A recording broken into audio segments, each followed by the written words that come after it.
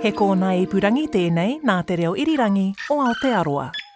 Takita takadimi takita takita takadimi takita takita takadimi takadimi takita takita takadimi takita takadimi takita. Conical, verbal percussion, demonstrated here by dancer and choreographer Dr. Bhuvana Kannan.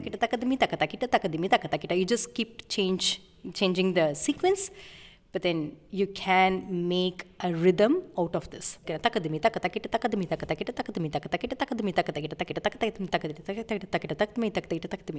this is all the verbal percussion is.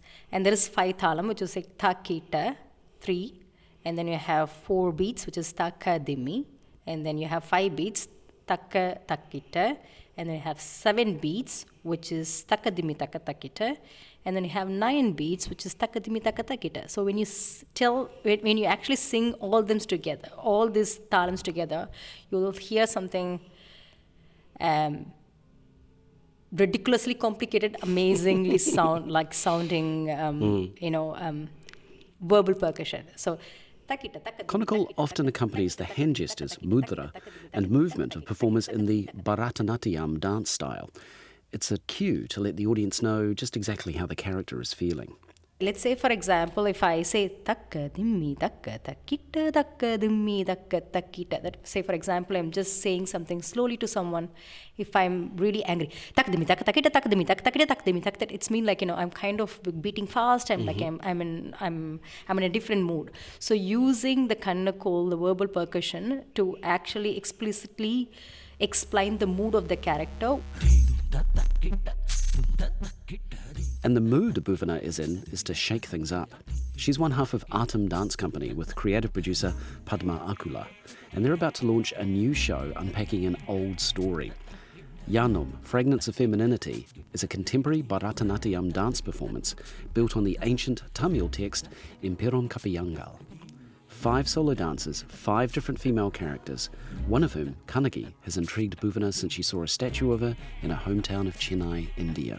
And once I asked my grandfather, what is this all about? Who's Kannagi? And he just explained very vaguely, in a very rude manner, that she is a heroine of one of the epic characters, and I wanted to know more about the epic characters.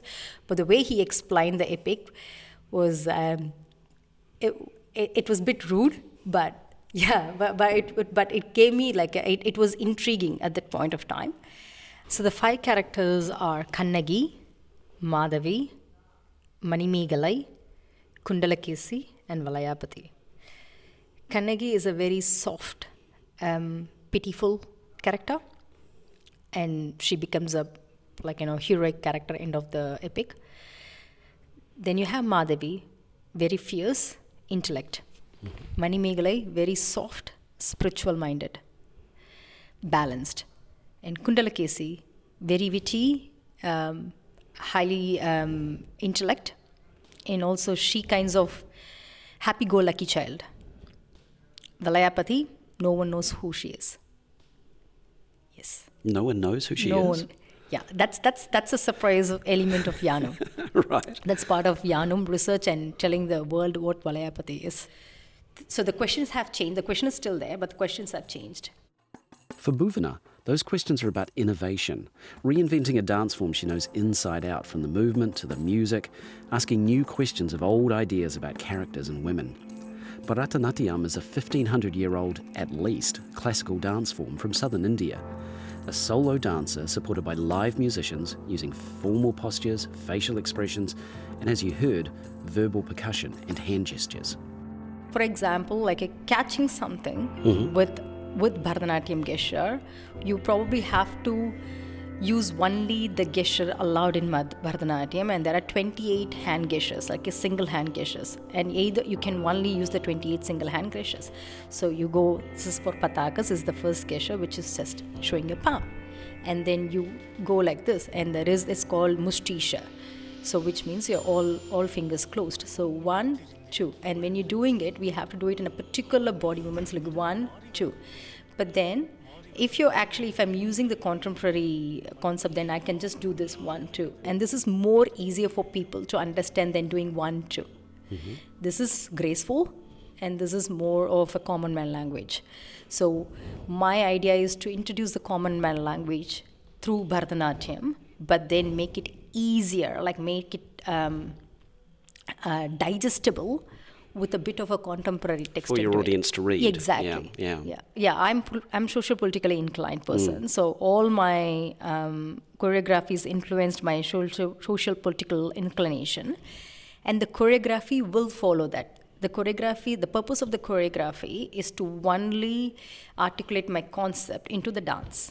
And for that, if I have to go into some of the mudras and some of like a contemporary steps, I will do that, because the purpose of it is to actually, take the concept to the audience through the dance. So I wouldn't say my dance is politically inclined, but my concepts are. In other words, Bhuvana will do what the dance needs. There are many different schools of Bharatanatyam under many different gurus, and innovation sits alongside the adherence to a classical form. But that doesn't mean there aren't guardians out there. Bhuvana says she could stage the show in India. Yeah, but with some restrictions. I definitely will be criticized more for bringing new movements into Bharatanatyam. Of course, there would be a group of people who would be encouraging it, and there are some there will be group of people who are generally, like we call them as gurus.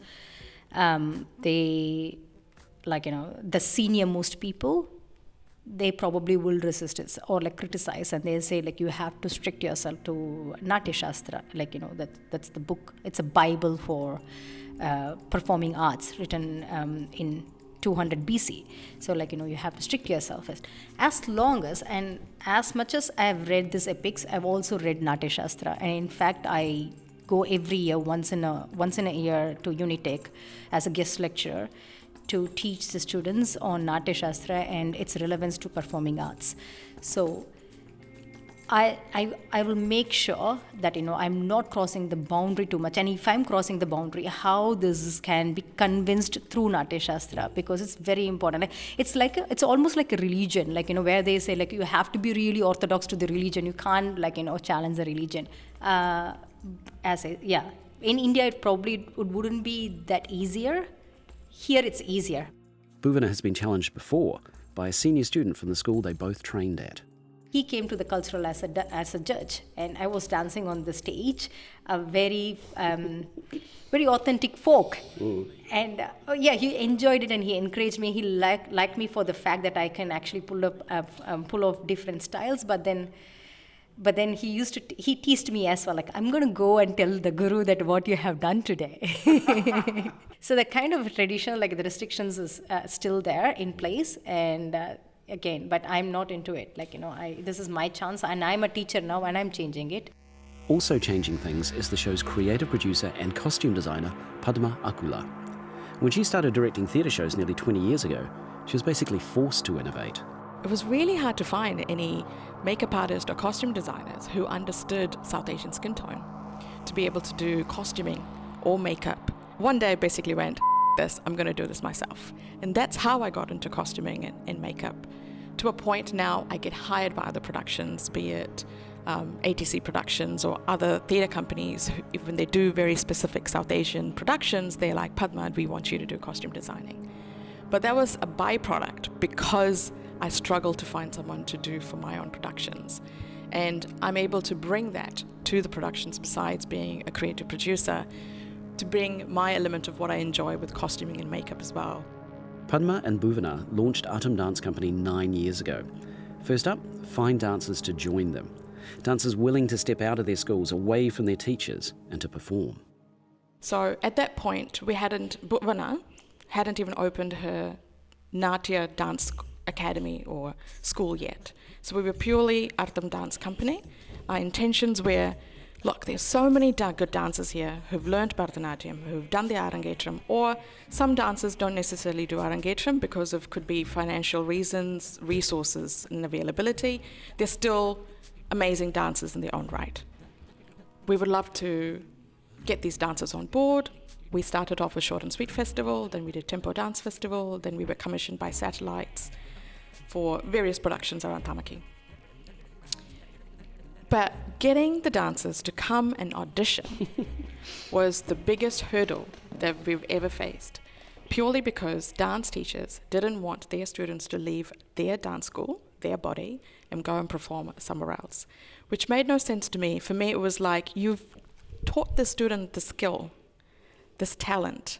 Now you want to confine them to where they can perform. Defeats the whole purpose of creating this dancer who you want to go into the world and thrive.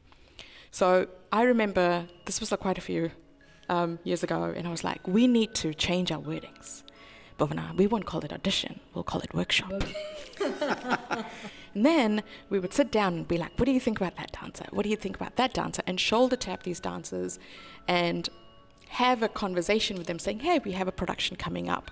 Would you be interested to be part of this production? So we had to find these loopholes, and that comes from the tradition of, I come from this dance school, I need to be loyal to this guru, hence if I go dance anywhere else, I'm being not loyal to my guru. Having to break that stigma was the first journey.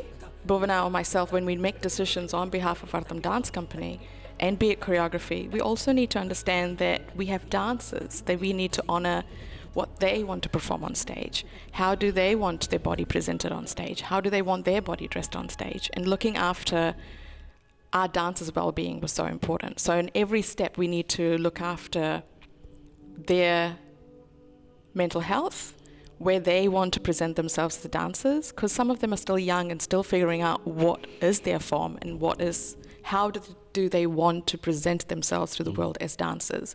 And sometimes you can't rush that process. Publicity for Yānum, Fragments of Femininity, promises a radical, innovative, groundbreaking, revolutionary dance show. And Bhuvana also promises that when her dancers and students rebel against her teaching, she'll be just fine with them. Oh, yeah, definitely. I mean, I would probably send them away. So kick them out. Go, go travel the world. That's what I do for my dance school. All my students will be kicked out of this dance school at one point. Go. Bhuvana Kanan and Padma Akula practicing what they preach there with Artham Dance Company. This is Here Now. I'm Justin Gregory. The engineer for the story was Daniel Hurley, and you can follow Here Now on Spotify and on all your favourite podcast platforms.